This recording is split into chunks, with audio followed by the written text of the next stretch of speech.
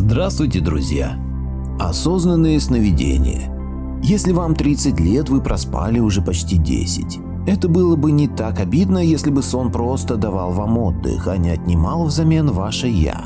Большинству из нас приходится мириться с тем, что раз в сутки мы на несколько часов не только отключаемся от внешнего мира, но и теряем себя. Однако есть люди, которые утверждают, что способны преодолеть это ограничение, сохранять сознание, пока спят. Что это: выдумка, иллюзия, опасное психическое расстройство или реальная возможность увеличить свою жизнь на несколько процентов? Так что же такое осознанное сновидение? Представьте, вы проснулись, встали с кровати, подошли к окну, забрались на подоконник, прыгнули и полетели. Это не психоделический трип и не астральное путешествие. Формула осознанного сновидения – обычный сон плюс сознание. Прыжок и полет происходят во сне. На самом деле ваше тело лежит на кровати. Глаза закрыты, руки и ноги обездвижены, мозг продолжает генерировать образы сновидений. Но ваше «я» пробуждается, и теперь вы отдаете себе отчет, что спите и видите сон. Можете контролировать ход сновидения, мыслите ясно и четко. Помните о своей жизни до сновидения так же хорошо, как наяву. Различайте запахи, прикосновения, звуки и вкус. Понимаете, что именно происходит с вами во сне. Фиксируйте хронологию приснившихся событий. Бывало ли такое с вами? Это 7 признаков осознанного сновидения по версии немецкого психолога Пауля Толли.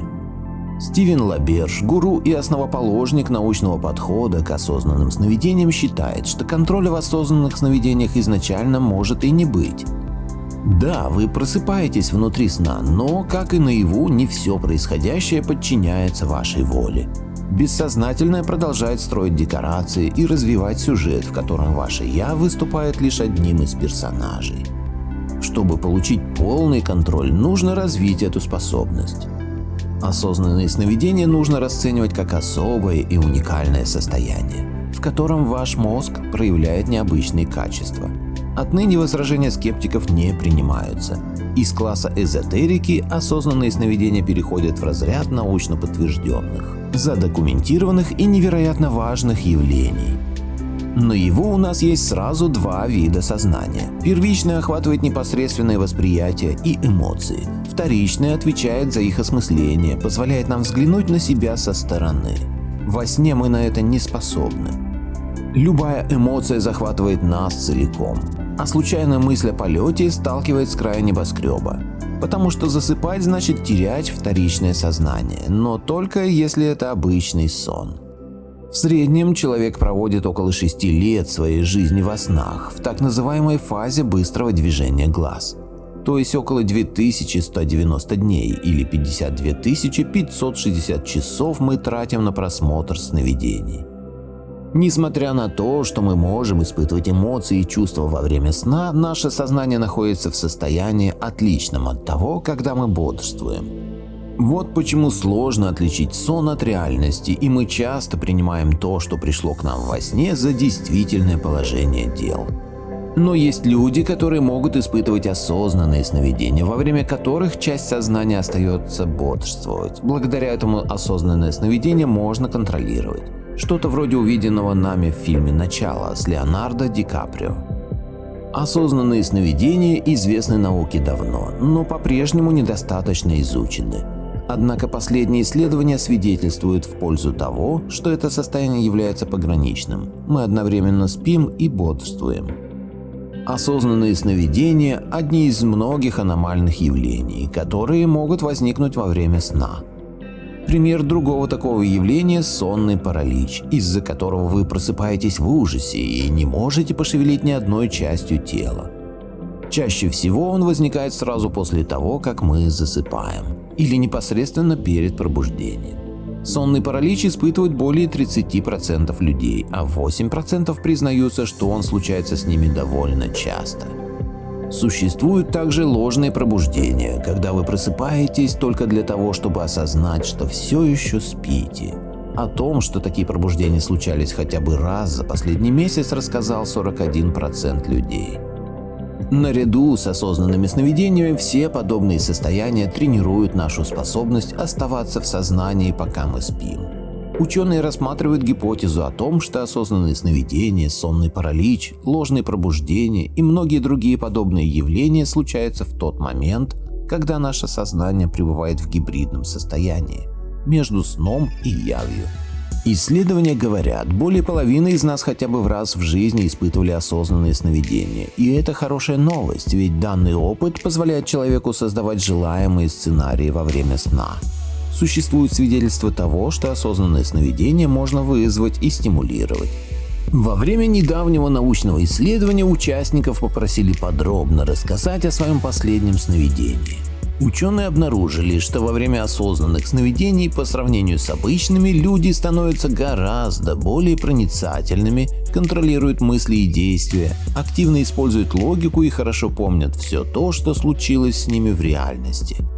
Другая научная работа исследовала способности людей принимать сознательные решения в реальной жизни и во время сна.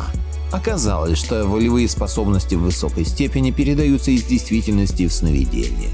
Однако способность к планированию ухудшается, когда человек переходит в состояние осознанного сновидения. Можно почувствовать отчетливую разницу между осознанным и обычным сновидением. Ученые предполагают, это значит, что эти процессы задействуют разные механизмы активности мозга. Но подтвердить эту гипотезу намного сложнее, чем может показаться.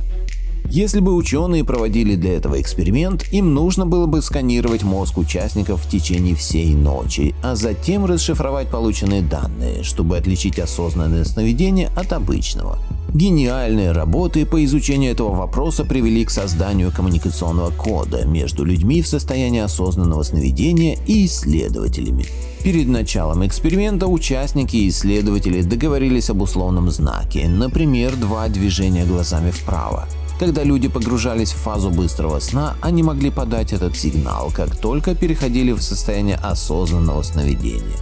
Благодаря этому исследованию ученые смогли узнать, что осознанное сновидение отличается от обычного повышенной активностью фронтальной доли мозга. Примечательно, что именно эта область ассоциируется со способностями высшего порядка, логическим мышлением, силой воли.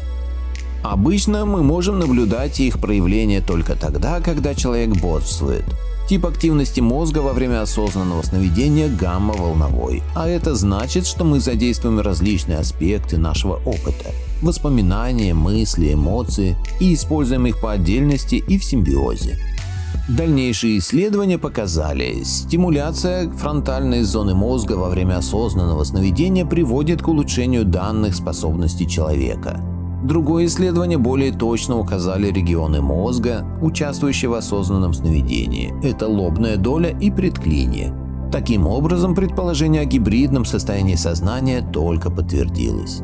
Один из самых сложных вопросов звучит так: как сознание возникает в головном мозге? Одна из гипотез предлагает использовать именно осознанные сновидения в качестве ключа для понимания сознания и сопровождающих процессов. Осознанные и обычные сновидения представляют собой 2 разных состояния сознания, в каждом из которых мы получаем уникальный опыт. При этом состояние мозга остается практически идентичным в обеих ситуациях. Сравнивая малые различия в мозговой активности во время осознанного и обычного сновидения, мы можем найти те особенности, которые влияют на наш уровень осознанности во время сна. Кроме того, благодаря тому, что участники экспериментов смогли подавать сигналы глазами, мы можем узнать больше о нейробиологической деятельности мозга в конкретный момент осознанного сновидения. Это поможет ученым исследовать основные процессы, происходящие в сознании человека. Более того, теперь есть надежда на то, что исследователи смогут понять, каким образом сознание вообще возникает в нашем мозге. Автор статьи Анастасия Середа. Благодарю всех, кто подписался на мой канал и смотрит мои видео. Ссылка на статью в описании. Поделитесь моим видео в соцсетях с родными, друзьями и знакомыми. Люди имеют право знать все точки зрения. Всем спасибо за внимание, буду рад вас видеть на своем канале снова.